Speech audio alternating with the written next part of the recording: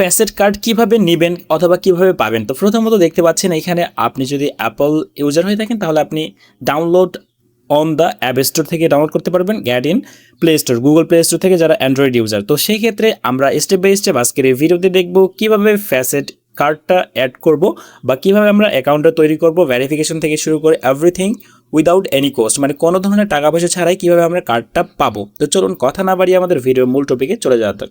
তো এখান থেকে ফার্স্ট অফ অল আমরা চলে যাবো আমাদের প্লে স্টোর।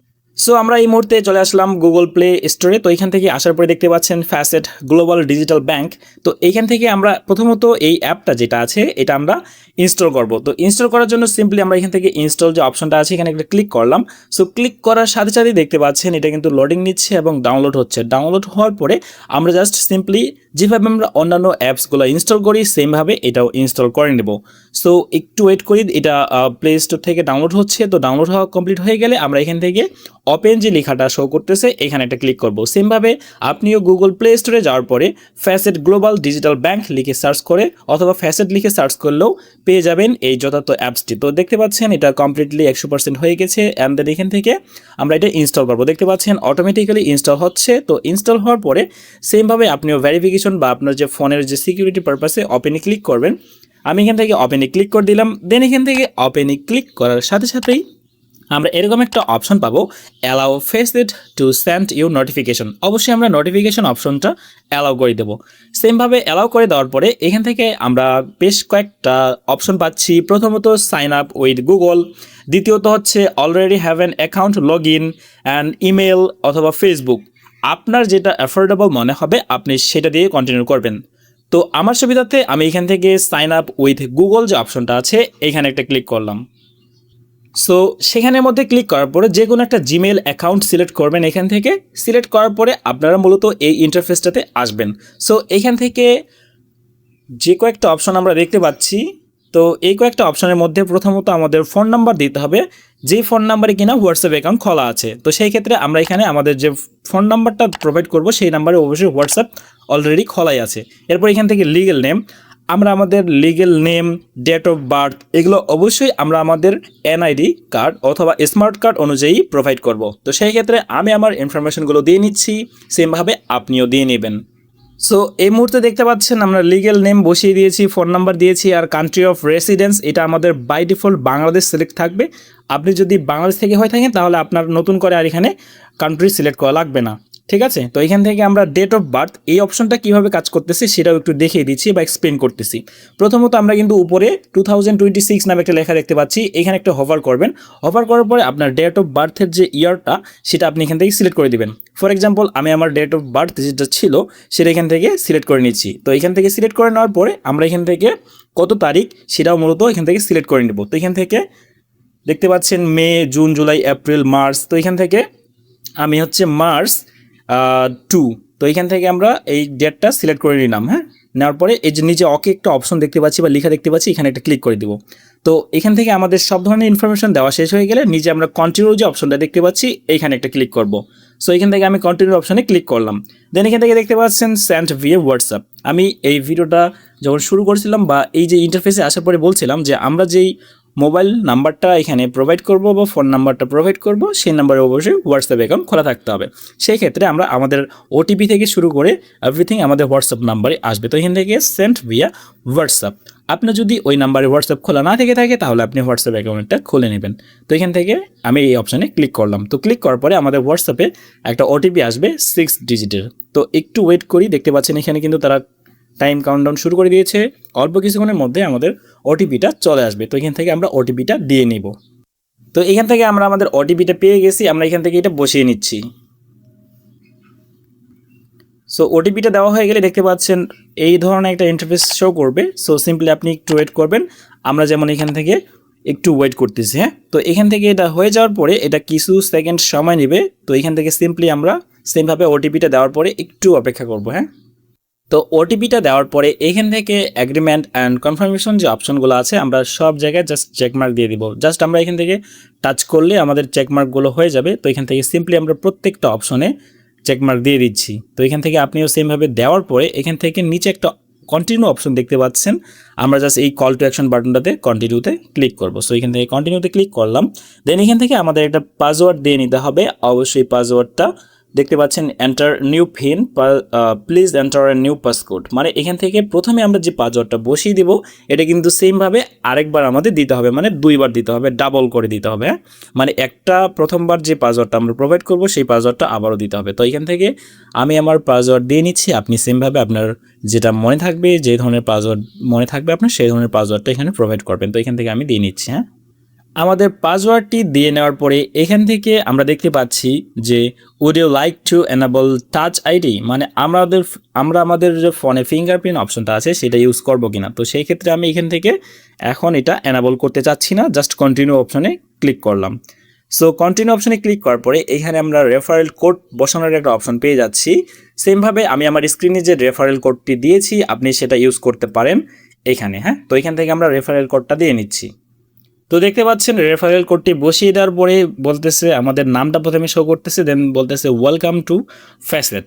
তো এখান থেকে আমরা এখন কি করব, দেখতে পাচ্ছেন বাই ইয়োর ফার্স্ট অ্যাসেট অথবা লেটস ডিপোজিট ফান্ডস। তো এখান থেকে আমরা কি করব, তো দেখতে পাচ্ছেন আমরা এখানে কিন্তু হোম ইন্টারফেসে চলে আসছি। তো হোম সেকশনে আসার পরে আমরা যদি এখান থেকে একটু নিচে স্ক্রল করি দেখতে পাচ্ছেন আমাদের টোটাল ব্যালেন্স 0 যেহেতু এটা নতুন অ্যাকাউন্ট খোলা হলো। তো এখান থেকে আমরা সিম্পলি যদি একটু নিচে স্ক্রল করি তো এখান থেকে দেখতে পাচ্ছেন ভার্চুয়াল কার্ড অ্যাক্টিভেট নাও, এই কার্ডটাই মূলত আমরা অর্ডার করব বা নিব আমাদের ফ্যাসেট অ্যাপসের মধ্যে। হ্যাঁ, তো এখান থেকে আমরা অন্য কোথাও ক্লিক না করে জাস্ট এই যে অপশনটা আছে কার্ডের উপরে ক্লিক করব। সো কার্ডের উপরে ক্লিক করার পর দেখতে পাচ্ছেন এখানে কিন্তু অ্যাক্টিভেট নাও নামে লেখাটা শো করবে। আপনি সিম্পলি এখান থেকে অ্যাক্টিভেট নাও যে লেখাটা আছে এখানের মধ্যে ক্লিক করবেন। সো অ্যাক্টিভেট নাওতে ক্লিক করার পরে আমাদের এখানে শো করতেছে যে আমরা টার্মস অ্যান্ড কন্ডিশন মেনে চলবো কিনা, তারপরে আই অ্যাকসেপ্ট, মানে এগুলো সব সিলেক্ট করা থাকলে এখান থেকে জাস্ট প্রসিড টু কনফার্ম যে লেখাটা আছে এখানের মধ্যে ক্লিক করতে হবে। তো এখান থেকে আমি ক্লিক করে নিচ্ছি। অ্যান্ড দেন এখান থেকে বলতেছে যে কমপ্লিট কেওয়াইসি, এটাও আমাদের ফিল আপ করতে হবে। তো সেটা ফিল আপ কীভাবে করতে হয় এই ভিডিওতেই দেখিয়ে দেবো। আশা করি ভিডিওটি স্কিপ না করে পুরোপুরি ওয়াচ করবেন, তাহলে আপনি কোনো সমস্যায় পড়বেন না, আপনি ইজিলি কার্ডটা পেয়ে যাবেন আমার মতো। হ্যাঁ, তো কমপ্লিট কেওয়াইসিতে ক্লিক করলাম। কমপ্লিট কেওয়াইসিতে ক্লিক করার পরে দেখতে পাচ্ছেন প্রোফাইল ভেরিফিকেশন, এখান থেকে আমরা এখন স্টার্টের যে লেখাটা আছে এইখানের মধ্যে ক্লিক করব। সো আমি স্টার্ট লেখার মধ্যে ক্লিক করলাম।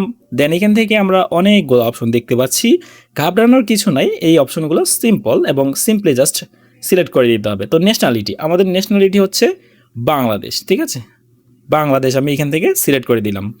সো বাংলাদেশ সিলেক্ট করার পরে এখান থেকে আমরা রেসিডেন্সিয়াল অ্যাড্রেস, এমপ্লয়মেন্ট, অকুপেশন কি, কোম্পানি আছে কি না, তো এখান থেকে আমরা আমাদের অ্যাড্রেসগুলো দিয়ে নিব এখান থেকে। হ্যাঁ, আর এমপ্লয়মেন্টের আন্ডারে আপনি কি হিসেবে কাজ করেন, আপনি স্টুডেন্ট নাকি আপনি অন্য কিছু, তো আমি as a freelancer, that's why আমি এখান থেকে ফ্রিল্যান্সার সিলেক্ট করলাম। হ্যাঁ, আর অকুপেশনের জায়গায় আপনি আপনার মতো করে একটা সিলেক্ট করে দিবেন। তো এখান থেকে আমি একটু নিচে স্ক্রল করতেছি এবং আপনিও সেমভাবে নিচে স্ক্রল করার পর আপনার যেটা রিলেটেড আপনি সেটা দিয়ে নিতে পারেন।